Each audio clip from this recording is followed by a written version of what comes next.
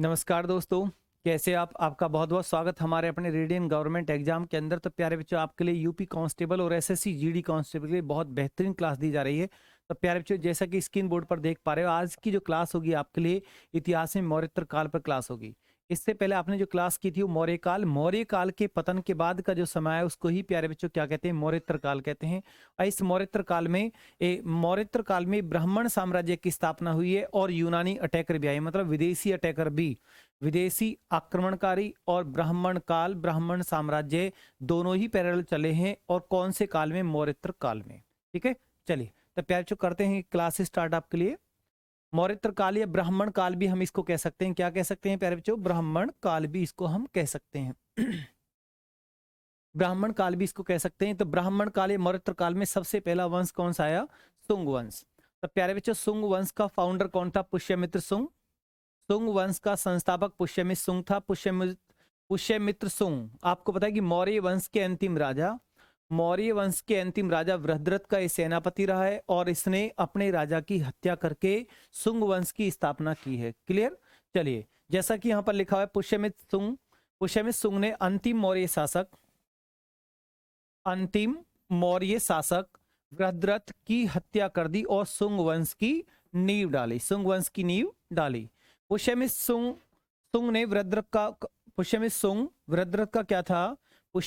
सुंग वृहद्रथ का क्या था प्यारे बच्चों? सेनापति था। क्या था? सेनापति। ठीक है, जैसे मैंने आपको पिछली क्लास में आपको बताया कि मगध में सबसे पहले कौन से वंश का उदय हुआ? तो हर्यक वंश का उदय हुआ। मगध में सबसे पहले हर्यक वंश का उदय हुआ, उसके बाद नाग वंश आया, नाग वंश के बाद नंद वंश आया और नंद वंश के बाद प्यारे बच्चों मौर्य वंश। और मौर्य वंश के पतन के बाद मगध में किस वंश का राज हो गया? सुंग वंश का राज हो गया प्यारे बच्चों। ठीक है, चलिए नेक्स्ट। पुष्यमित्र सुंग ने 2 अश्वमेध यज्ञ कराए थे। कितने? 2 अश्वमेध यज्ञ कराए, जिनका संचालक मतलब पुरोहित किसको बना दिया? पतंजलि को बनाया। अब ये भी कंसेप्ट आपका क्लियर हुआ कि पतंजलि किस राजा के समकालीन थे। पतंजलि किस राजा के समकालीन रहे हैं? पुष्यमित्र सुंग के समकालीन रहे हैं। 2 अश्वमेध यज्ञों का जो संचालक, जो पुरोहित बने, वो पतंजलि बने। और पतंजलि के बारे में आपको पता है प्यारे बच्चों, ये योग दर्शन के क्या है? जनक हैं। योग दर्शन के जनक कौन कहलाए? पतंजलि। और इन्होंने ग्रंथ भी लिखा है प्यारे बच्चों। कौन सा ग्रंथ? महाभाष्य ग्रंथ। इन्होंने एक प्राचीन ग्रंथ है महाभाष्य ग्रंथ। महाभाष्य ग्रंथ के राइटर कौन थे? पतंजलि थे। कौन थे प्यारे बच्चों? पतंजलि थे। बिल्कुल आप इसको नोट कर लें या इसका स्क्रीनशॉट भी आप कर सकते हैं। नेक्स्ट देखिए आप, पतंजलि के बाद योग दर्शन के जनक यहाँ पर लिखा हुआ है। व्याकरण के सबसे प्राचीन ग्रंथ महाभाष्य की राइटर कौन है? पतंजलि हैं। सुंग वंश का अंतिम राजा कौन था? देवभूति। सुंग वंश का अंतिम राजा देवभूति, जिसकी हत्या वासुदेव ने की है। वासुदेव ने की। और कौन से वंश की स्थापना की? कण्व वंश। तो प्यारे बच्चों, कण्व वंश के फाउंडर कौन हुए? फिर वासुदेव। और वासुदेव ने सुंग वंश के अंतिम राजा किसको मार दिया? देवभूति को मार दिया। ठीक है, चलिए आप इसको नोट कर लें या इसका स्क्रीनशॉट भी आप कर सकते हैं। नेक्स्ट, कण्व वंश। अब दूसरा यहां पर वंश आ गए हैं। देखो, कण्व वंश फाउंडर कौन है? वासुदेव। देश के अंतिम राजा या सुंग वंश के अंतिम राजा देवभूति की हत्या करके कण्व वंश की नींव डाली। बस आपको इतना ही कंसेप्ट इसमें लिखना है। एग्जाम में इतना ही कंसेप्ट आपसे पूछा जा सकता है, वरना इतना ही आएगा, इससे अलग नहीं इसमें आप पूछा जाता है। ठीक है, सातवाहन वंश तीसरा वंश है प्यारे बच्चों। सातवाहन वंश फाउंडर कौन है? सिमुख है। राजधानी, सातवाहन वंश के राजाओं की राजधानी कहां हुआ करती थी? प्रतिष्ठान या पैठन, जो महाराष्ट्र में इसकी पोजीशन है। सातवाहन वंश का सेकंड राजा है सातकर्णी फर्स्ट, और ये सातवाहन वंश का प्रथम योग्य शासक। अगर ये लाइन क्वेश्चन बनती है आपके लिए तो आपका आंसर क्या आएगा? सातकर्णी फर्स्ट। इसके बाद सातवाहन वंश के तीसरे राजा का जिक्र करते हैं तो राजा हॉल। तो तीसरा राजा हॉल है और ये अपने आप में एक विद्वान राजा है। अब इस राजा हॉल ने एक रचना भी लिखी है। इन्होंने एक रचना लिखी है जिस रचना का नाम है गाथा सप्तशती। गाथा सप्तशती के राइटर कौन है? कभी एग्जाम में आपसे पूछा जाए तो प्यारे बच्चों आपका आंसर क्या आएगा? राजा हॉल आपको लगा देना है। राजा हॉल आपको लगाना है। नेक्स्ट, इसने गाथा सप्तशती की रचना की। गौतमी पुत्र सातकर्णी सेकंड की बात करें तो ये सातवाहन वंश का सबसे पावरफुल राजा हुआ है। ठीक है, सातवाहन वंश का सबसे शक्तिशाली राजा कौन हुआ है? गौतमी पुत्र सातकर्णी सेकंड। गौतमी पुत्र सातकर्णी का साम्राज्य उत्तर में मालवा से लेकर दक्षिण में कर्नाटक तक फैला हुआ था। ठीक है, सातवाहन वंश का जो समाज था वो कैसा समाज था? मात्र सत्तात्मक समाज था सातवाहन वंश। यानी कि माता नाम से पहले माता का नाम लिया जाता था, माता का नाम लगाना पड़ता था। और सातवाहनों ने सर्वप्रथम शीशे के सिक्के चलवाए। एग्जामिनर ने कई बार एक क्वेश्चन पूछा है कि कौन से काल में शीशे के सिक्के चले हैं या कौन से वंश के राजाओं ने शीशे के सिक्के चलवाए हैं, तो आपका सही आंसर आएगा सातवाहन। फाउंडर एग्जाम में बार बार पूछा जाता है कि सातवाहन वंश का फाउंडर कौन है, सिमुक आपको लगा देना है। ठीक है, चलिए नेक्स्ट। सर्वप्रथम ब्राह्मणों को भूमि दान देने की प्रथा चलाई। सर्वप्रथम ब्राह्मणों को भूमि दान किसने दिया है? सातवाहन वंश के राजाओं ने। और सर्वप्रथम शीशे के सिक्के भी किसकी देन है? सातवाहन वंश के राजाओं की देन है। और भड़ौच बंदरगाह से इनका व्यापार होता था। क्लियर, चलिए नेक्स्ट। विदेशी अटैकर में सबसे पहले कौन आए? यूनानी या इंडो ग्रीक। यूनानी या इंडो ग्रीक। अब यहां पर इनका फाउंडर कौन है? डेमेट्रियस फर्स्ट है, डेमेट्रियस फर्स्ट। और राजधानी इनकी कहां हुआ करती थी? साकल पंजाब हुआ करती थी। और यूनानियों का भारत में सबसे महानतम राजा कौन हुआ है प्यारे बच्चों? राजा मिनंडर। क्वेश्चन आता है कि यूनानियों का भारत में सबसे महान शासक कौन हुआ है? कौन शक्तिशाली महान शासक हो? तो राजा मिनंडर आपको लगाना है। कौन सा यूनानी राजा है जिसने भारत में अपना साम्राज्य स्थापित किया है? तो आपको डेमेट्रियस फर्स्ट लगाना है। ठीक है, सबसे प्रसिद्ध राजा यवनों में कौन था? मतलब यवन इनको बोलते हैं, इंडो ग्रीक या आप इनको यवन भी कह सकते हो। ठीक है, चलिए। मिलिंद पनो ग्रंथ में राजा मिनांडर वे नागसेन के बीच बौद्ध धर्म की चर्चा का वर्णन मिलता है। अब इस लाइन को थोड़ा समझने की कोशिश करें। राजा मिनंडर ने कौन सा धर्म अपनाया? राजा मिनंडर ने बौद्ध धर्म अपनाया। बौद्ध धर्म की चर्चा का वर्णन किससे हुआ? इनका नागसेन और राजा मिनंडर के बीच बौद्ध धर्म के बारे में जो डिबेट हुआ, राजा मिनंडर ने नागसेन से बौद्ध धर्म के बारे में जो भी क्वेश्चन पूछा, तो नागसेन ने उनको इतना सटीक जवाब दिया कि राजा मिनंडर बौद्ध धर्म से इतना प्रभावित हो गया तो उसने बौद्ध धर्म ही ग्रहण कर लिया। किसके कहने पर? नागसेन के कहने पर। तो नागसेन और राजा मिनंडर के बीच बौद्ध धर्म की चर्चा का वर्णन कौन से ग्रंथ से मिलता है? अगर क्वेश्चन ऐसे बनता है तो आपको मिलिंद पनो ग्रंथ लगा देना है। ठीक है, चलिए। यूनानियों ने सर्वप्रथम लेख वाले सिक्के चलवाए हैं। मतलब सिक्कों पर राजा का नाम सबसे पहले किसकी देन है? ये तो लाइन क्वेश्चन ऐसे बन सकती है, ये लाइन आपसे क्वेश्चन ऐसे बन सकता है। तो लेख वाले सिक्के किसकी देन? यूनानियों की देन। तो यूनानियों से पहले भारत में जो सिक्के चलते थे उन पर लिखा हुआ नहीं आता था, उन पर छपा हुआ आता था, जिनको हम पंचमार्क सिक्के या आहत सिक्के या ठप्पा मार्क सिक्के कहते थे। जैसे यहां पर मैंने आपको लिख दिया है, यूनानियों से पहले भारत में पंचमार्क सिक्के या आहत सिक्के या ठप्पा मार्क सिक्के चलते थे। ठीक है, चलिए। ज्योतिष विद्या, इस भारत में ज्योतिष विद्या किसकी देन है? यूनानियों की देन है। लेख वाले सिक्के किसकी देन है? यूनानियों की देन है। और यूनानियों से पहले भारत में कौन से सिक्के चलते थे? तो बता दोगे आप, पंचमार्क। और सोने का सिक्का भी किसकी देन? यूनानियों की देन है। ठीक है, चलिए। इसके बाद विदेशी अटैकर में दूसरे कौन है?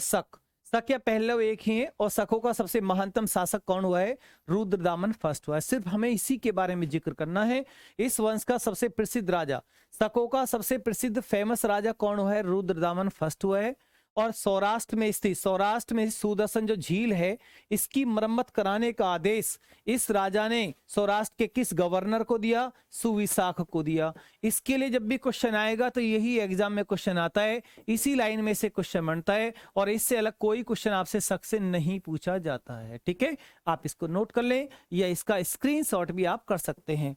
नेक्स्ट क्वेश्चन स्क्रीन बोर्ड पर, जैसे सूरन झील की मरम्मत भारत के 3 शासकों ने कराई है, एक अशोक ने कराई है, रुद्रदामन फर्स्ट ने कराई है, इसके बाद स्कंदगुप्त ने कराई है। अब इन्होंने इस झील की मरम्मत कराने का आदेश किस किस को दिए हैं? यहाँ तुषार आएगा, यहाँ सुविशाख आएगा, यहाँ चक्रपालित आएगा। तो आप ये डिक्टो, बिल्कुल डिक्टो पॉइंट है, एक साथ लिख दिए आपको, आप इसे नोट कर लें या इसका आप स्क्रीनशॉट भी आप कर सकते हैं। चलिए नेक्स्ट पॉइंट,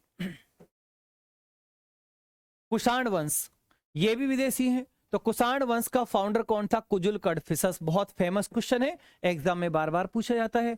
और विम कडफिसस इसके बाद सेकंड नंबर, इसने भारी मात्रा में सोने के सिक्के सबसे पहले चलाए, या सर्वप्रथम शुद्ध सोने का सिक्का। शुद्ध सोने का सिक्का कौन से काल में चला? अब मैंने आपसे कुछ आपके लिए क्वेश्चन बोला है, शुद्ध सोने का सिक्का कौन से काल में चला? तो प्यारे बच्चों आपका आंसर क्या आएगा?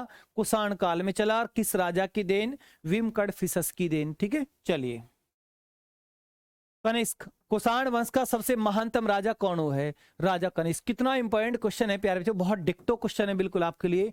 78 ईस्वी में शक संवत चलवाया। 78 ईस्वी में शक संवत किसकी देन है? राजा कनिष्क की देन है। कनिष्क ने कश्मीर को जीतकर कौन सा नगर बसाया? कनिष्कपुर नगर बसाया। कश्मीर को जीतकर राजा कनिष्क ने कनिष्कपुर नगर बसाया। ठीक है, चलिए कनिष्क की 2 राजधानियां थी। राजा कनिष्क की कितनी राजधानियां? 2 राजधानियां। एक राजधानी फिरोजपुर है वर्तमान, जिसको हम पेशावर कहते हैं, पेशावर का हम पाकिस्तान में है। दूसरी राजधानी मथुरा भारत में है। तो राजा कनिष्क की कितनी राजधानियां? 2 राजधानियां, एक फिरोजपुर और एक मथुरा। ठीक है, तो आपने सुना गांधार मथुरा शैली अपने चरम पर कौन से काल में थी? तो कुषाण काल में। आप उस पॉइंट को भी यहां लिख सकते हैं आप। देखिए, चलो यहां लिख दीजिए आप, गांधार एवं मथुरा शैली, शैली की जगह कला भी लिखा आता है, मतलब सब एक है। शैली अपने चरम पर, अपने चरम पर कौन से काल में? अगर ऐसे क्वेश्चन आ गया तो प्यारे बच्चों आप कौन सा काल बताओगे? तो आपका सही आंसर क्या आएगा? कौन से काल में? तो फिर आपको लगा देना है कुषाण काल में। कौन से काल में प्यारे बच्चों? कुषाण काल में। बिल्कुल आपको सीधा सीधा डिक्टो पॉइंट दिया जा रहा है, जो एग्जाम में फैक्ट आएगा वो आपको बताया जा रहा है। आपकी परीक्षाओं को हार्ड नहीं, आपको आपकी परीक्षाओं को आसान किया जा रहा है। बिल्कुल वो हार्ड चीज भी आपको आसान तरीका से आपके सामने पेश की जा रही है, जिससे कि आपकी परीक्षाएं पास हो जाएं। बिल्कुल डिक्टो पॉइंट है, आप इनको नोट कर लें या इनका आप स्क्रीनशॉट भी आप कर सकते हैं। चलिए नेक्स्ट, कनिष्क के दरबार में एक चिकित्सक रहता है, डॉक्टर रहता है। चरक संहिता किसने लिखी है? चरक ने लिखी है। क्वेश्चन सीधा है कि चरक चिकित्सक किसके समकालीन रहा है या किसके दरबार में रहा है? तो आप क्या लगाओगे? राजा कनिष्क। तो चरक के दरबार की बात करें या कनिष्क के समकालीन बात करें तो वसुमित्र भी है, अश्वघोष भी है, पार्श्व आदि सब इसके दरबार में थे। अश्वघोष सौंदरानंद व बुद्ध चरित के रचनाकार कौन है? अश्वघोष ने बुद्ध चरित लिखा है। एग्जाम में कभी पूछा जाए कि बुद्ध चरित के राइटर कौन है? अश्वघोष है। ये वही अश्वघोष हैं जो चौथी बौद्ध संगति के उपाध्यक्ष बने। चौथी बौद्ध संगति राजा कनिष्क के शासनकाल में हुई है। अध्यक्ष राजा कनिष्क ने अध्यक्ष चौथी बौद्ध संगति का किसको बनाया? वसुमित्र को बनाया। किसको बनाया प्यारे बच्चों? वसुमित्र को बनाया था। देखिए, कनिष्क ने चतुर्थ बौद्ध संगति कराई कहां पर? कुंडलवन कश्मीर में। और अध्यक्ष कौन था? वसुमित्र। उपाध्यक्ष कौन था? अश्वघोष। क्लियर? चलिए बिल्कुल डिक्टो पॉइंट। नेक्स्ट, बौद्ध धर्म 2 भागों में डिवाइड कौन सी संगति में हुआ? चौथी बौद्ध संगति में।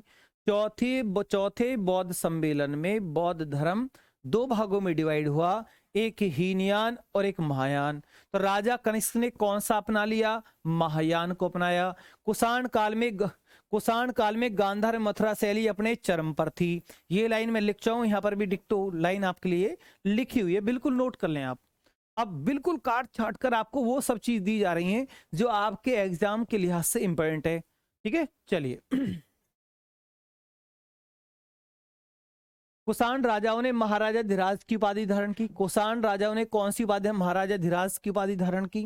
तो प्यारे बच्चों आपका अभी यहाँ पर एक चीज देखोगे आप, अभी मैंने आपको पढ़ाए थे मौर्योत्तर काल। क्या पढ़ाए थे प्यारे बच्चों? मौर्योत्तर काल। एक बार थोड़ा सा समझ लीजिए आप इसको, मौर्योत्तर काल।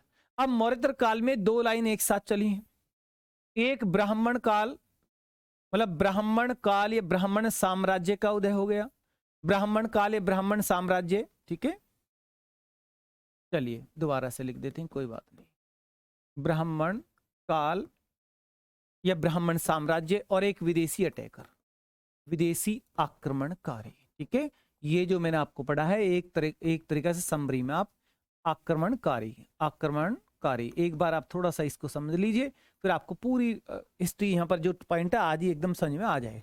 ब्राह्मण काल में पहला वंश आया सुंग वंश, सुंग वंश था, इसके बाद कण्व वंश आया था, कण्व वंश, और इसके बाद प्यारे बच्चों सातवाहन वंश भी। अब ये ब्राह्मण काल में तो इन वंशों ने राज किया है मौर्योत्तर काल में, ठीक है। अब इधर विदेशी अटैकर भी आ रहे हैं, विदेशी अटैकर, विदेशी अटैकर में पहले कौन थे, यूनानी, यूनानी आए हैं प्यारे बच्चों, शक आए हैं, शक, शक भी आए हैं, पहलव भी आए हैं। शक और पहलव एक ही, आपको पहलव ये पढ़ने नहीं है, बस आपको बताना है। और कुषाण आए हैं। अब आप ये लगाइए कि मौर्योत्तर काल में ये अपना साम्राज्य स्थापित कर रहे हैं और ये अपना साम्राज्य, दोनों लाइनें एक साथ चल रही हैं, तो आपस में इस तरह से इनका आपस में आमना सामना भी है। और आगे चलकर एक ऐसा वंश आया, एक ऐसे वंश के शासक आए जिन्होंने इस लाइन को भी ब्रेक किया और इस लाइन को भी ब्रेक किया, इन सबको रोका और अपना साम्राज्य स्थापित किया। तो अगर मैं यहां लिख दूं, इस तरीका से ही बना दूं यहां पर, तो एक कौन सा वंश आया जिसने इन सबको ब्रेक किया, तो प्यारे बच्चों वो है आपका गुप्त वंश। कौन सा है, गुप्त वंश है। कौन सा है, गुप्त वंश, गुप्त काल। इस लाइन को ब्रेक किया, इनको भी ब्रेक किया और अपना एम्पायर स्थापित किया गुप्त काल के शासकों ने, ठीक है। अब आपको ये पॉइंट समझ में आ गया होगा। अगर इस मौर्योत्तर काल से पहले की बात करें तो कौन सा वंश, मौर्योत्तर काल से पहले आया था मौर्य काल। कौन सा आया था, मौर्य काल, जिसको मौर्य वंश, मौर्य साम्राज्य कहते हैं, ठीक है। मौर्य काल के पतन के बाद, पतन के बाद कौन सा काल आया, उस मौर्य काल के पतन के बाद का जो समय होता है उसको कहते हैं मौर्योत्तर काल, जिसमें ब्राह्मण साम्राज्य का उदय हुआ और विदेशी अटैकर आए। ये अटैकर थे और ये ब्राह्मण एम्पायर थे, दोनों एक दूसरे के समकालीन। इन दोनों को लाइनों को रोकते हुए आगे कौन आ गया, फिर गुप्त वंश आ गया। तो नेक्स्ट लेक्चर में आप जो पढ़ोगे गुप्त वंश पढ़ोगे।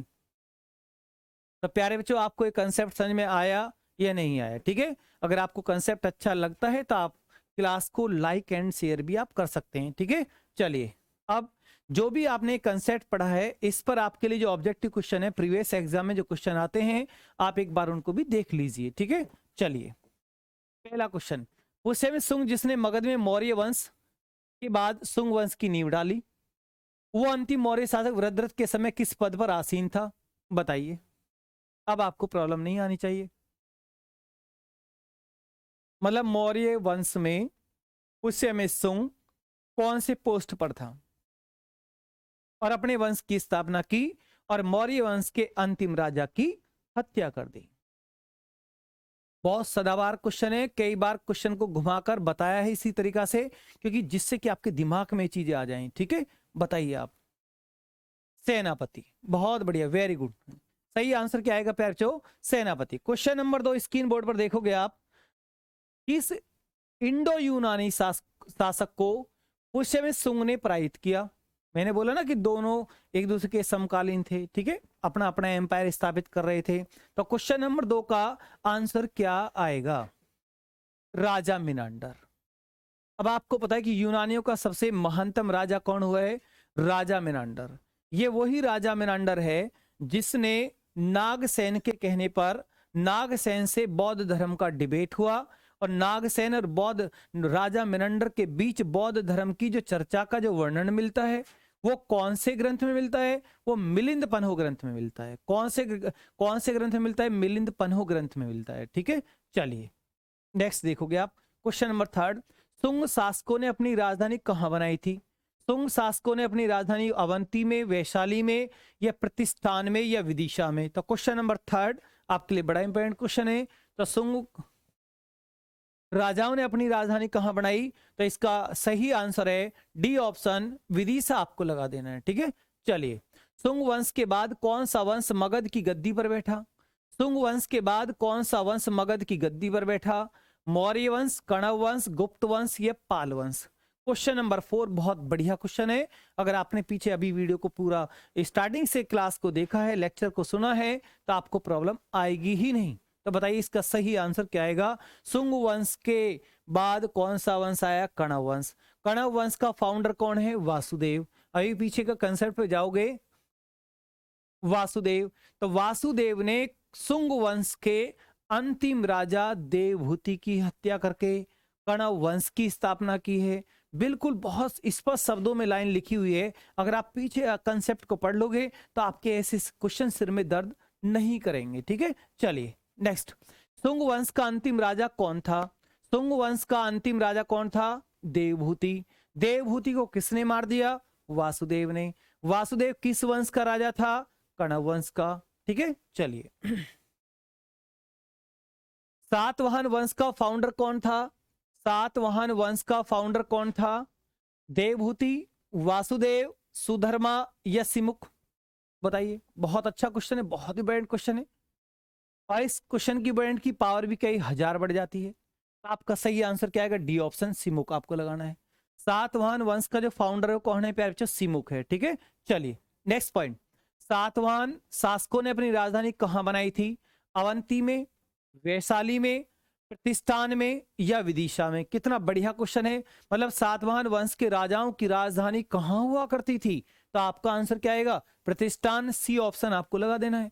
सी ऑप्शन बिल्कुल आपका राइट। सातकर्णी किस वंश का शासक था? सातकर्णी किस वंश का शासक था? और सातकर्णी अपने वंश का प्रथम योग्य शासक भी था।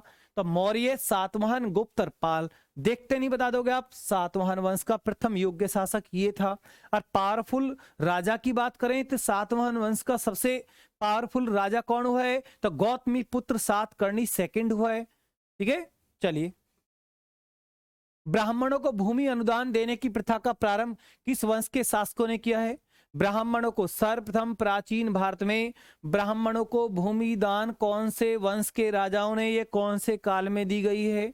गलत नहीं होना चाहिए। बढ़िया क्वेश्चन है, बिल्कुल आप डिक्टो पॉइंट है, देखते नहीं लगा दोगे। सातवाहन वंश के राजाओं ने सर्वप्रथम ब्राह्मणों को भूमि दान में दी है। ये वही सातवाहन वंश के राजा जिन्होंने सर्वप्रथम शीशे के सिक्के चलवाए हैं। शीशे के सिक्के भी कौन से काल में चले हैं? सातवाहन काल में चले हैं। जब आपका बेस अच्छा होगा तो आपको किसी ऑब्जेक्टिव क्वेश्चन को रट्टा लगाने की जरूरत नहीं पड़ेगी। जैसा हो रहा है कि रट्टा लगा रहे हैं, रट्टा लगा रहे हैं, मतलब जो भूलते जा रहे हैं, तो वो सिर्फ रीजन एक ही है कि आपका थ्योरी कंसेप्ट पर कमांड नहीं है। जब थ्योरी कंसेप्ट पर बच्चे की कमांड नहीं होती है तो उसे प्रॉब्लम प्यारे बच्चों आती चली जाती है। ठीक है, चलिए क्वेश्चन नंबर 10 स्क्रीन बोर्ड पर। शक संवत की शुरुआत किसने की है? शक संवत कैलेंडर है तो शक संवत किसकी देन? राजा कनिष्क की देन। ए ऑप्शन 78 ईस्वी। शक संवत किसने चलवाया? राजा कनिष्क ने चलवाया। कौन सी ईस्वी में? 78 ईस्वी में चलवाया। क्वेश्चन नंबर 11 देखोगे स्क्रीन बोर्ड पर। कुषाणों की सेकंड राजधानी थी। कुषाणों की सेकंड राजधानी कौन सी थी? पाटलिपुत्र, राजगीर, विदिशा या मथुरा? बताइए। कुषाणों की दो राजधानी, राजा कनिष्क की दो राजधानियां, एक पुरुषपुर वर्तमान पेशावर पाकिस्तान और दूसरी कौन सी है? मथुरा। डी ऑप्शन बिल्कुल राइट। गांधार मथुरा शैली अपने चरम पर कौन से काल में रही? कुषाण काल। अगर मैं कुछ बोल रहा हूं तो बहुत सोच समझ के बोल रहा हूं कि आपके क्वेश्चन बिल्कुल इस तरीका से ही बनते हैं। जो मैं बोल रहा हूं ऐसे ही क्वेश्चन एग्जाम में आता है। क्वेश्चन आपके लिए उस तरीका से ही यहाँ पर दिए जा रहे हैं। ठीक है, चलिए नेक्स्ट क्वेश्चन। कनिष्क का संबंध किस वंश से था? राजा कनिष्क कौन से वंश के राजा थे? कभी आपसे पूछा जाए तो आपका आंसर क्या आएगा? राजा कनिष्क कौन से वंश के राजा थे? तो आपका सही आंसर आएगा कुषाण वंश। कुषाण वंश का महंतम पूछेगा तब भी आपको क्या लगाना है? राजा कनिष्क। कुषाण वंश का सबसे महंतम राजा कौन हुआ है? राजा कनिष्क हुआ है। बिल्कुल डिक्टो पॉइंट है। क्वेश्चन नंबर नेक्स्ट देखोगे आप। बौद्ध धर्म की चौथी संगति कनिष्क के शासन काल में कहाँ आयोजित की गई थी? अब आपको पता है कि मैंने बौद्ध संगति पर आपको पूरा कंसेप्ट दिया है। आप शॉर्ट में भी याद कर सकते हो। आरवीपी के, एके, एमएसएमवी, एमएसएमवी। ठीक है, 1 2 3 4 नंबर डाल दीजिए आप। ये स्टार्टिंग के चार क्या है प्यारे बच्चों? स्थान है। ये क्या है? ये चार राजा हैं। किन किन राजा के शासन काल में बौद्ध संगति हो रही है? और ये प्यारे बच्चों अध्यक्ष हैं। अब आपसे कोई सा भी क्वेश्चन पूछे कि पहली बौद्ध संगति कहाँ हुई, दूसरी कहाँ पर हुई, तीसरा बौद्ध सम्मेलन किस राजा ने कराया, चौथी बौद्ध संगति का अध्यक्ष कौन था, चौथी बौद्ध संगति कहाँ पर हुई, तो इस सब के आंसर आ तो गए आपके सामने। अब वो नंबर 4 की बात कर रहे हैं, यहाँ पर 4 की बात कर रहे थे। चौथा बौद्ध सम्मेलन नंबर 4 कहाँ पर हुआ, तो नंबर 4 पर के आ रहा है, तो के मतलब कुंडलवन कश्मीर हुआ, तो कुंडलवन ये आ गया कश्मीर, आपका आंसर राइट। अगर यही वो क्वेश्चन पूछता कि तीसरा बौद्ध सम्मेलन कहाँ हुआ, तीसरा बौद्ध सम्मेलन कहाँ हुआ, तो ऊपर के 4 स्थान हैं, तो नंबर 3 पर पी आ रहा है, तो पी का मतलब क्या है, पाटलिपुत्र। अगर पूछा कि दूसरा बौद्ध सम्मेलन कहाँ हुआ, तो वैशाली में हुआ। तो पहला बौद्ध सम्मेलन कहाँ पर हुआ, आर का मतलब राजगृह में हुआ। जब तीसरी बौद्ध संगति किस राजा ने कराई, तो इन तीसरे नंबर का जो ए आ रहा है ये कौन है, राजा अशोक है। तो पहला ए कौन है, अजातशत्रु है, तीसरा ए कौन है, अशोक है। ठीक है, इस तरह से आपको याद करना है। अगर क्वेश्चन है कि पहला बौद्ध सम्मेलन किस राजा की, पहला बौद्ध सम्मेलन प्रथम बौद्ध संगति का अध्यक्ष कौन था, अगर क्वेश्चन ऐसे आए तो फिर क्या बताओगे, प्रथम बौद्ध संगति का अध्यक्ष कौन था, किस अध्यक्ष की देखरेख में ये हो रही है, अध्यक्ष कौन था, एम 1 आ रहा है। देखो इस 1 में इस 1 को देखोगे, एम मतलब महाकश्यप, एस मतलब साबाकामी। दूसरी बौद्ध संगति का अध्यक्ष कौन है, साबाकामी। तीसरी का मोगली है। चौथी बौद्ध संगति का अध्यक्ष कौन था, जिसने राजा कनिष्क की देखरेख में बौद्ध संगति हो रही है चौथी, और राजा कनिष्क ने अध्यक्ष किसको बना दिया, वी मतलब वसुमित्र। और चौथी बौद्ध संगति का प्यारे बच्चों उपाध्यक्ष भी था। ठीक है, ये क्वेश्चन नंबर 13 मैंने आपको दिया था, तब मैंने आपको कंसेप्ट कई बार बता दिया है, अब आपको इस समझ में आ जाना चाहिए। ठीक है, चलिए इसके बाद नेक्स्ट, चारक संहिता के रचयिता किस राजा का राजवेद था, तो आपका सही आंसर क्या आएगा, मतलब चरक संहिता, ये थोड़ा क्लरिकल मिस्टेक हो रही, कोई बात नहीं। चरक संहिता के रचयिता चरक किस राजा के राजवेद थे, मतलब देखो क्वेश्चन घुमाया है, क्वेश्चन में ही एक आंसर है कि चरक संहिता चरक ने लिखी है, और जो चरक जो चिकित्सक हैं वो किस राजा के दरबार में रह रहे हैं, किसके वैद हैं, तो राजा कनिष्क के वैद हैं। क्वेश्चन कुछ भी नहीं था, कंसेप्ट आपने पढ़ा होता, ये जो पीछे मैंने आपको पढ़ाया, अगर वीडियो स्टार्टिंग से आपने देखी है तो आपको प्रॉब्लम कभी आएगी ही नहीं। ठीक है, चलिए नेक्स्ट क्वेश्चन, क्वेश्चन नंबर 15 देखिए आप, महाविभास सूत्र के रचनाकार कौन थे, कालिदास, अशघोष, वसुमित्र या नागार्जुन। तो महाविभास सूत्र किसने लिखा है, क्वेश्चन नंबर 15, ये आज की क्लास का लास्ट क्वेश्चन है, तो आपका सही आंसर इसमें आएगा वसुमित्र, तो सी ऑप्शन बिल्कुल राइट।